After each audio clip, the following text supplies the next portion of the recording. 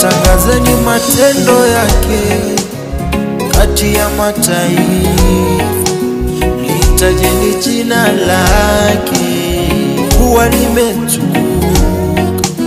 Mwimbieni Bwana kwa kuwa ametenda makuu, na yajulikane haya katika dunia yote.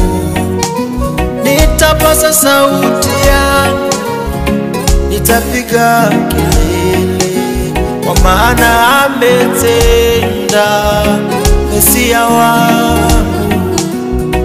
Yale yamenitendea siwezi nyamaza.